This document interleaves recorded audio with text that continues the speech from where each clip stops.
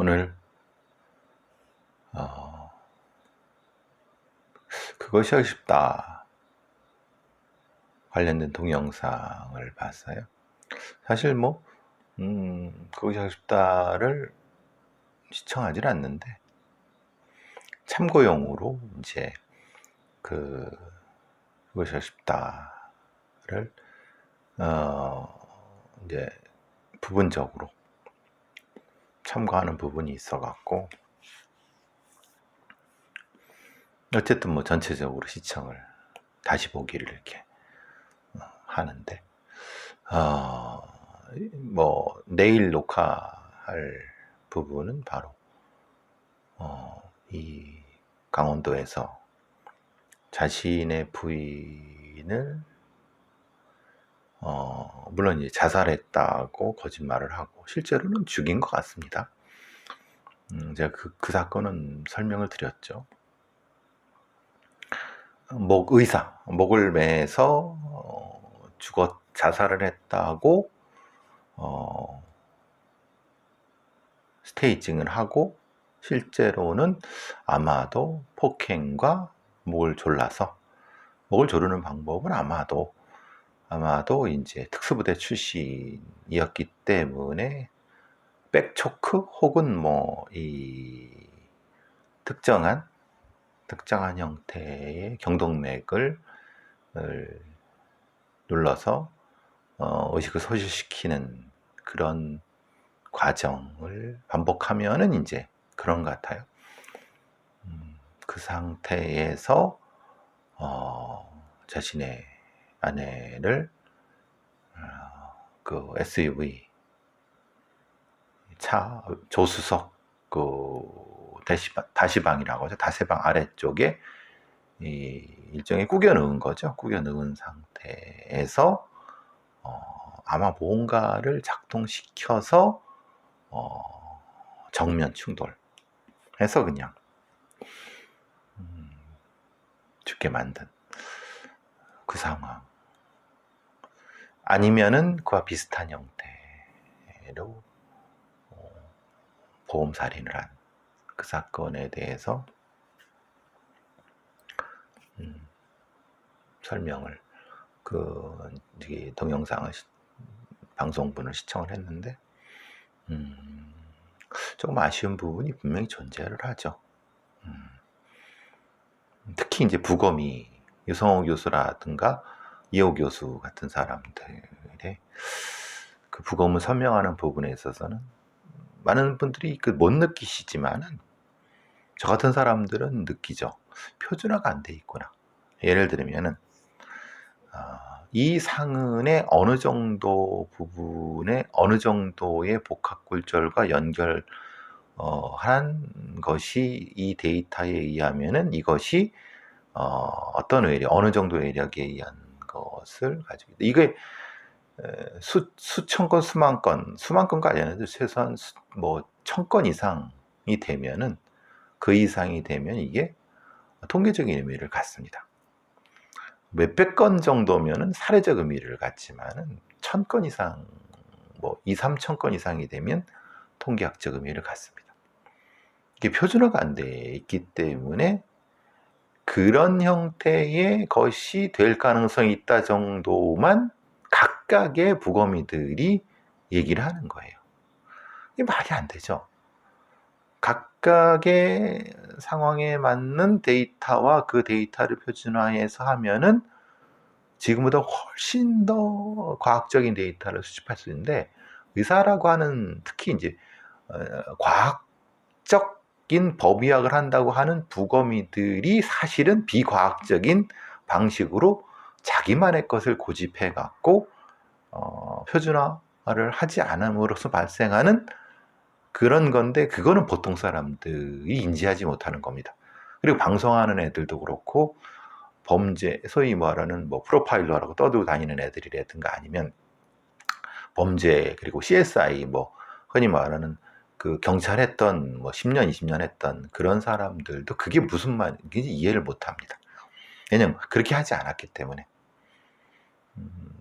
제가 계속 말씀드리는 게 표준화 시켜야 된다. 그래서 부검이법이 필요하다고 그건데 그게 뭔지를 20, 30년 CSI라고 떠들고 다니는 사람들도 그게 뭔지 이해를 못합니다. 그러니까 그만큼 그 사람들도 CSI가 뭔지를 스스로도 모르는 겁니다. 즉 흔히 말하는 과학적인 부검이라는 게 뭔지를 모르는 겁니다. 그냥 사례적 부검만 하는 겁니다. 말하자면. 그러니까 징후적 부검만 하는 겁니다. 그냥 안타깝죠. 그러니까 개인적으로 이호 교수나 유성호 교수 같은 사람들이 훌륭한 분들이죠. 그런데 각각의 훌륭한 분들이 각각의 훌륭한 것과 그 훌륭한 분들의 그 데이터가 과학적으로 통계학적으로 모아져서 보다 더 누구도 말을 함부로 시비를 걸 수 없는 데이터가 된다고 하는 그 부분에 대해서는 인식은 없는 건 그런 사람들이 그런 걸 늦게 생각하지 않기 때문에 그런 겁니다. 그러니까 오히려 똑똑한 바보들인 거죠. 그러니까 의사들이 그렇다는 얘기입니다.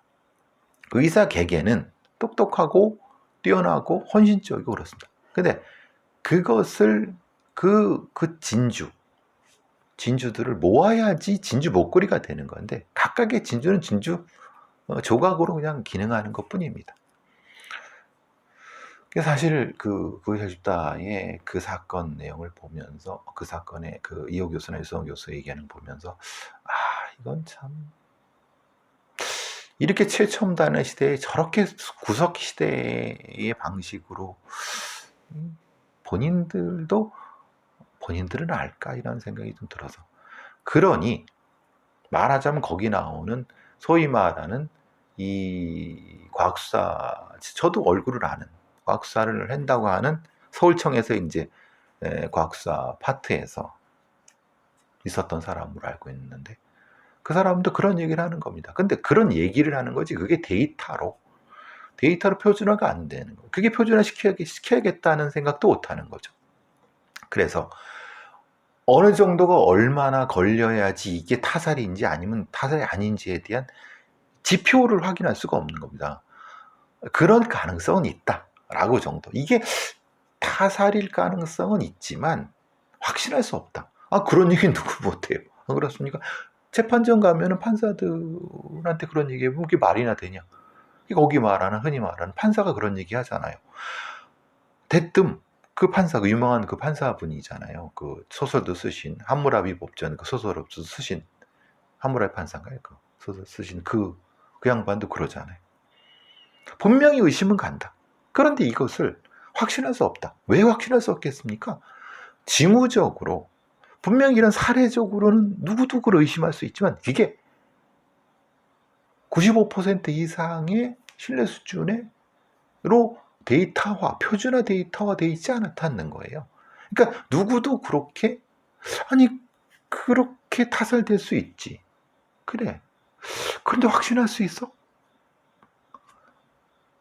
법원의 가장 큰 건 뭡니까?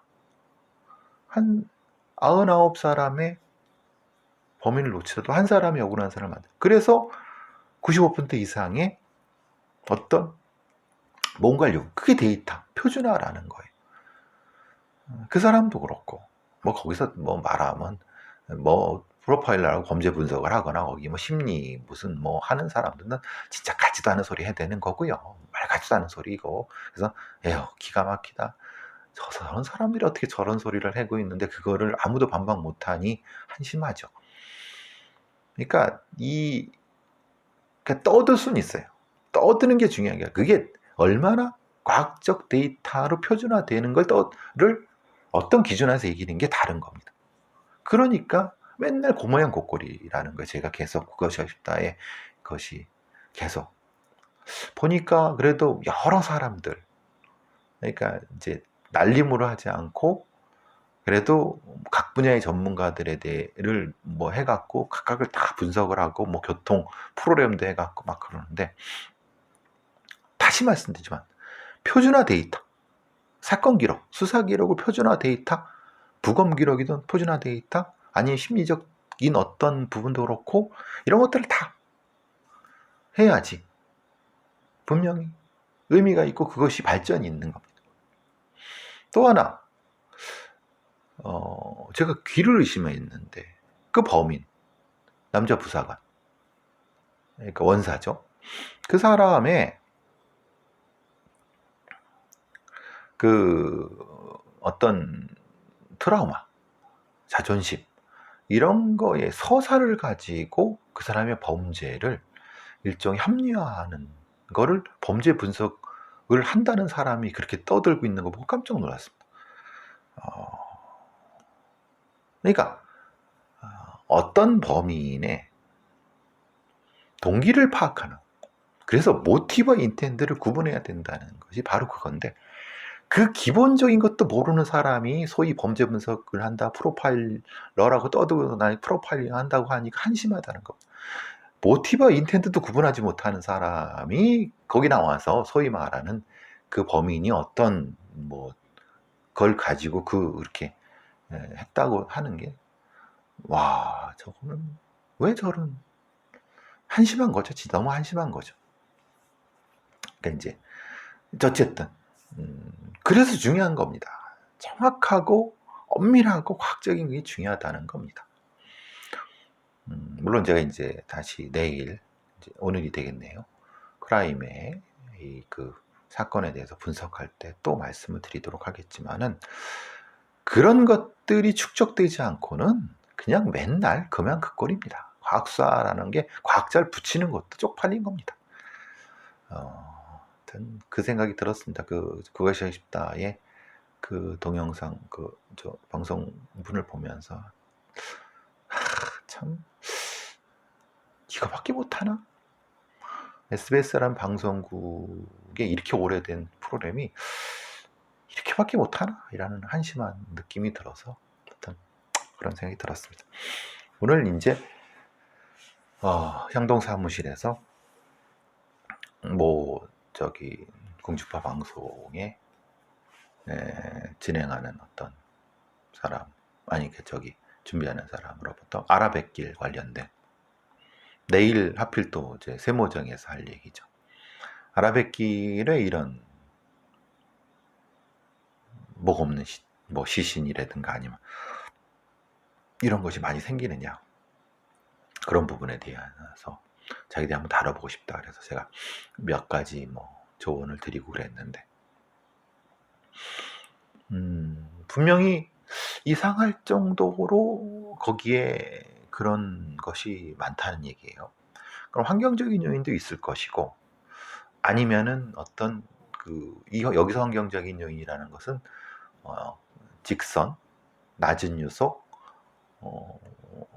CCTV가 좀 부족한 부분, 관리적인 부분, 그런 부분부터 시작해서 말하자면 투신할 수 있는 그런 어떤 부분, 심리적인 부분, 이런 것들이 여러 요소들이 있는 거죠.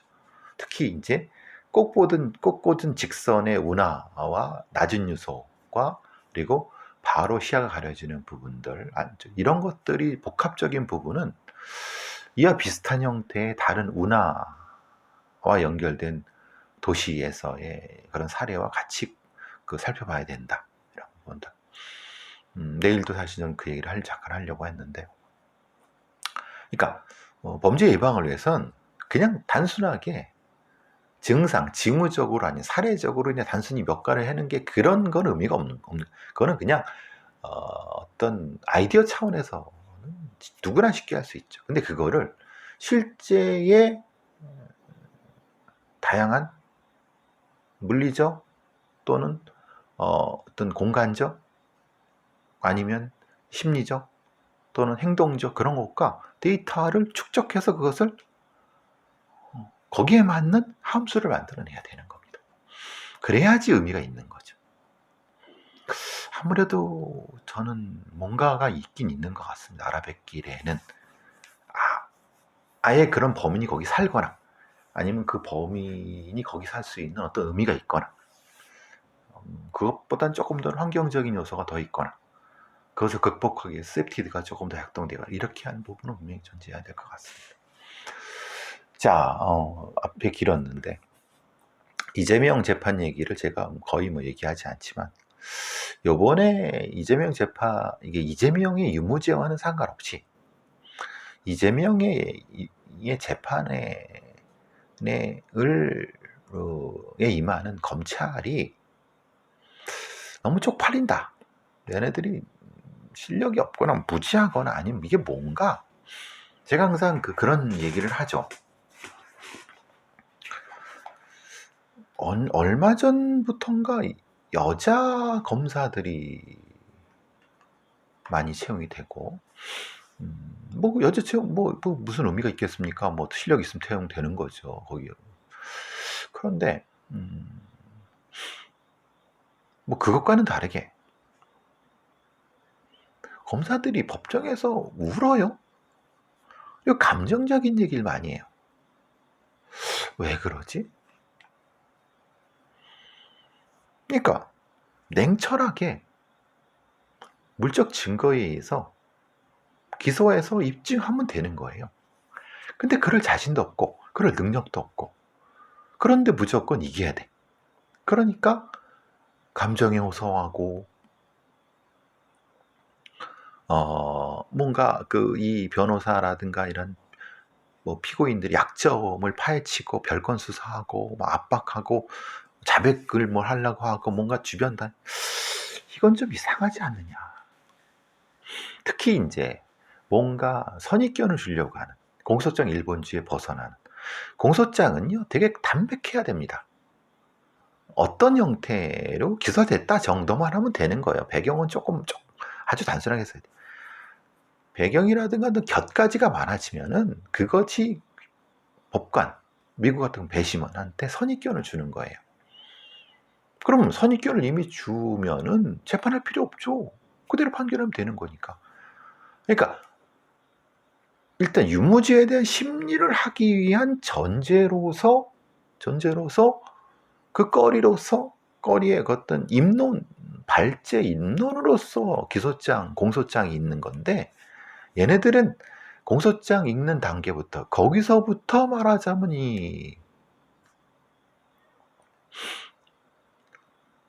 일단 유무죄에 대한 것이 들어가는 거죠. 그리고 거기에 대한 나쁜, 안 좋은 똥가를 뿌리는 거죠. 그러니까 이재명 재판에서, 아니 이재명이 공사한다? 아니 지금 이거는 명예훼손이나 이런 재판인데 이게 무슨 관련이 있느냐? 이건 제 얘기가 아니라 판사들의 얘기입니다.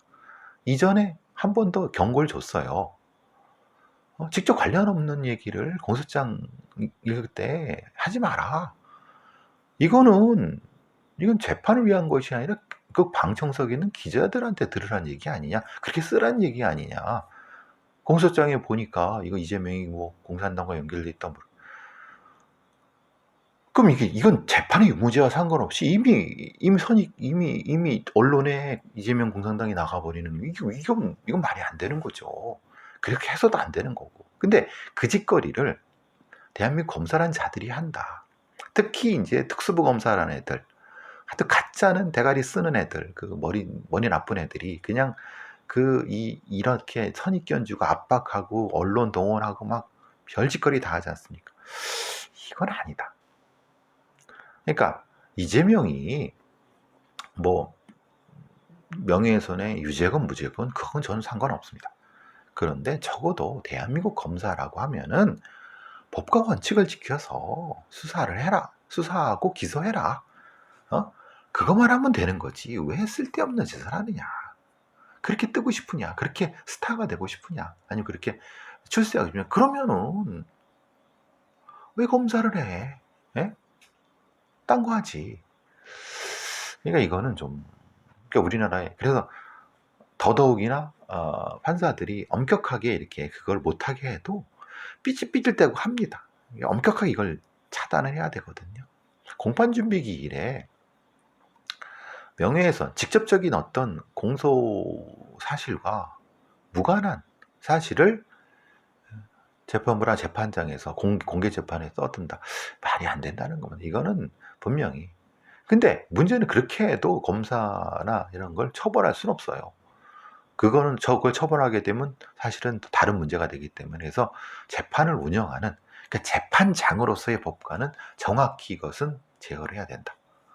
뭐 이런 분들이.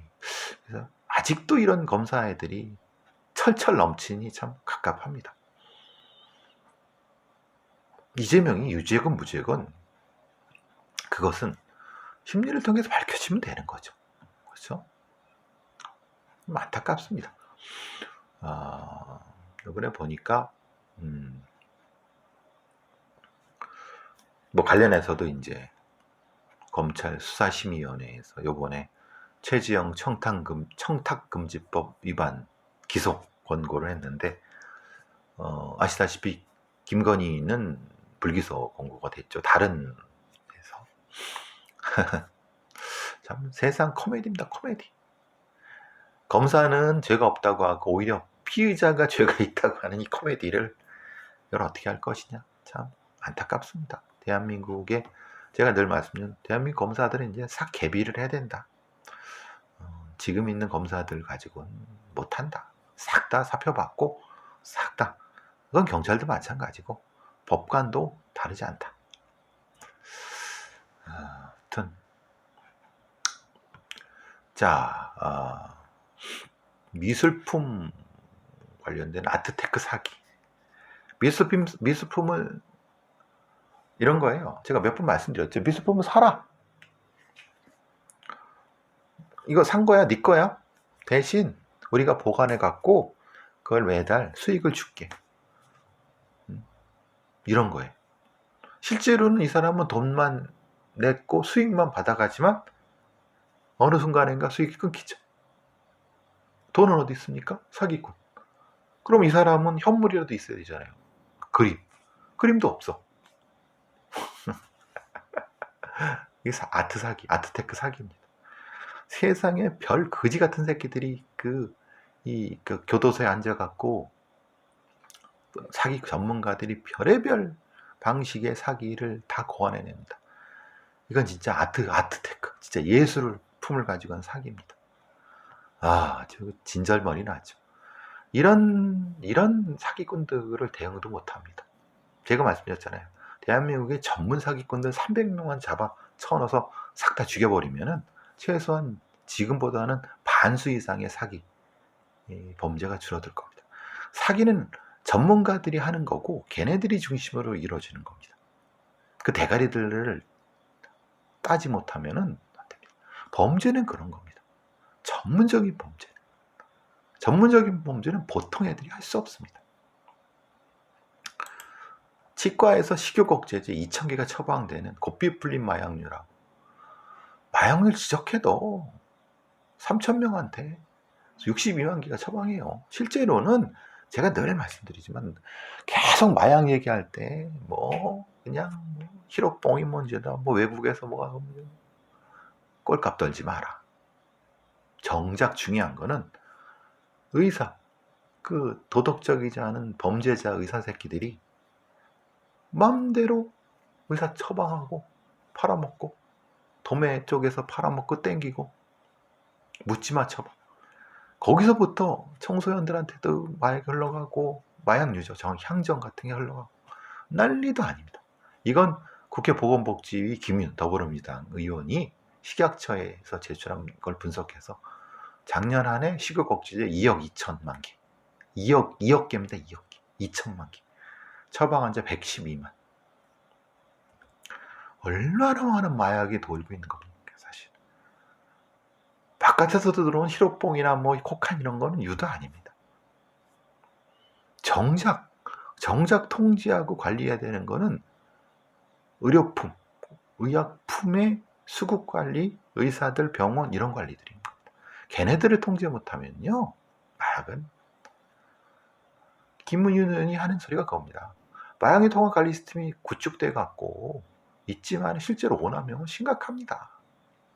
거기서 이제 실제로 그거는 이 이권, 제약회사, 의사, 여러 가지 이권 단체들과 강력한 힘 있는 애들을 건드려야 되니까 찍소리도 못하고 그냥 투약하는 애들, 바깥에서 들어오는 애들 그런 거나 잡았다고 광고하고 개지랄 떨고.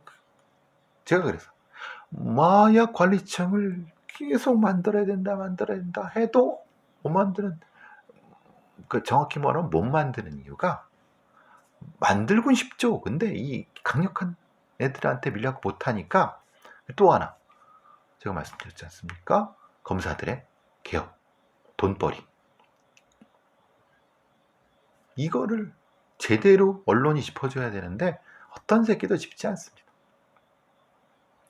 가장 강력한 변호사 집단과 검사와 연결된 변호사 집단과 가장 강력한 의학 집단. 그 누가 저 같은 사람들이나 이렇게 떠들지. 아이고. 이 전투원용 무전기인데 호환 불가 비감 먹통. SBS의 단독인데 너무 황당하지 않습니까? 군이 새로 도입한 무전기가 시중 무전기보다 성능이 떨어져. 오히려 시중 무전기가 더 나아. 통신도 안 돼. 먹통이야. 전방 군부대에 56,000대를 보급하는 사업입니다. 이미 육군 16,000대가 보급이 됐어요. 근데 성능이 너무 떨어져. 먹통이야. 비염 오면 먹통이야.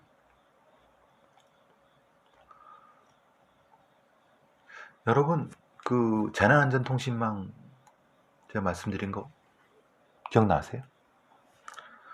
행정안전부가 재난안전통신망 통합했다고 해서 단말기 해갖고 1조 5천억 썼습니다. 쓰지도 못합니다. 저 캐비넷 속에 있습니다. 경찰, 소방 쓰고 자기들 따로 무전기 씁니다. 뭐가 문제일까요? 시범적으로 뭘 도입해갖고 누군가 돈 처먹은 겁니다. 그 재난안전 단말기 사업해갖고 그 되지도 않는 거. 그죠? 돈은 돈대로 누군가 처먹었고 성과 평가도 안 하고 누가 지금 대형 참사 터지면 경찰 따로 소방 따로입니다. 지금도. 오죽했으면 뭘 합니까? 서로 각각 파견을 해요. 경찰. 이런 개지랄을 떨고 있는 겁니다. 아니, 재난안전통신망 1조 5천억을 해서 그거 했으면 이거 파견할 필요도 없어요. 이중 일을 하는 겁니다. 이지랄하고 있는 놈들인데 행안부는 이지랄하고 있고 이제 군대가 안 그럴 거라고 생각하셨겠습니까? 여러분도 생각하셨겠습니까? 군대는 더 지랄한다는 거죠. 무전기를 바꿨는데 성능이 안 좋아. 전쟁 나면은 통신이 안 돼. 무전기가 안 터져. 이게 그 아군끼리 교전하죠. 아군끼리 서로 총질하고 김정은이 좋아하겠다. 이게 왜 그렇겠습니까?